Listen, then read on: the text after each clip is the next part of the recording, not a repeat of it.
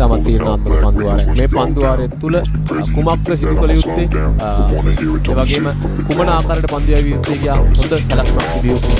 එනම් අනිවාර්යෙන් පහසු ජයග්‍රහණයක් වඩපත්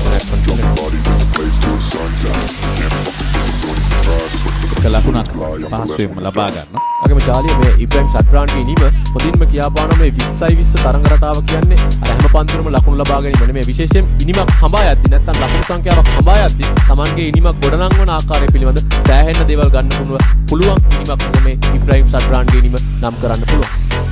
පන්දු 11කින් ලකුණු 13ක්. අවසන් පන්දුවරේ අහිමි වීම ශ්‍රී ලංකා ගන්න විශාල පාඩුවක්. හොඳ පන්දුවක් වේග පන්දියවද මතිෂ පාලනය කළ අනුරා තවත් හොඳ පන්දුවක් අපි කතා කරා. ඔව් මෙවැනි වේගයෙන් පන්දු යවනවා නම් ශාරීරික තුලට නැත්තම් ශාරීරික කෙලින් නැත්තම් අඟල් 9 පරතරයට උඩ පන්දු යවිය යුතුයි. එවර ඒ සිදු වෙනවා හොඳ පන්දුවක්. නැවතත් නරඹන්න පුළුවන් මේ පන්දුව මතිෂ පතිරණ ස්කාරා මහිතේද පන්දු යවන්නේ ආකාරයෙන් පොළොට සමාන්තරව තමයි ඔහුගේ අත ගෙනියන්නේ.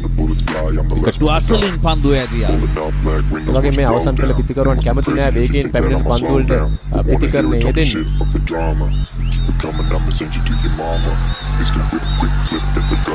දැවී ගියා කෙලින්ම පන්දුව කඩුල්ලේ වදින්නේ නූර් අහමඩ් ක්‍රීඩා පිටියේ නිවත් කිරීමට සමත් වෙනවා මතිෂ පතිරණ.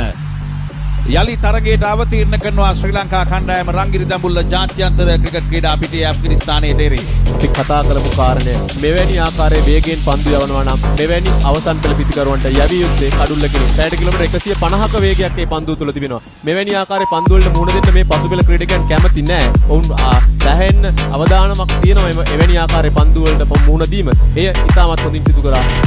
අඟල් 9 පරතරය තුල පන්දුව පතිත කරනවා. වේගයක් ගැබ්ව තිබෙනවා. හොඳ ඉලක්කයක් තිබෙනවා. අවසාන ප්‍රතිඵලය කඩුල්ලක් බවට පරිවර්තනය කරනවා. මේ කඩුල්ල විදී ගිය පන්දුවර පෙරාදුව පන්දුවරේ 60 කිලෝමීටර් 153.5ක වේගයෙන් මෙන්න මේ පන්දු තුන දැන් සෑහෙන්න තීරණාත්මක පන්දු තුනක් බවට පත් වෙනවා. මතීෂ පතිරණ උත්සාහ කළ යුතුයි කඩුළු ලබා ගන්න මේ පන්දු තුන. එසේ නොමැතිනම් අවසාන පන්දු වාරය තුලදී ලකුණු 13 තරම් අභියෝගාත්මක ඉලක්කයක් නෙමෙයි. නමුත් දැන් කඩුළු දෙකක් තියෙන නිසාවෙන් ඔවුන්ටත් සිදු වෙනවා කඩුල්ලත් ආරක්ෂා කරගනිමින් ලකුණු 13 ලබා ගන්න. හොඳින් තමාගේ පායින් දෙසින් වැටෙන පන්දුව ස්ථානගත කරමින් ලොං ලෙග් කලාම්පියට එක ලකුණක් ලබා ගන්න. තවත් ඉක්මන් ලකුණක්. මතිෂ පතිරණ උත්සාහ කළ යුතුයි කඩුල්ලක් දවාගෙන මේ තරගයට නැවතත් අවතීර්ණ කරන්න.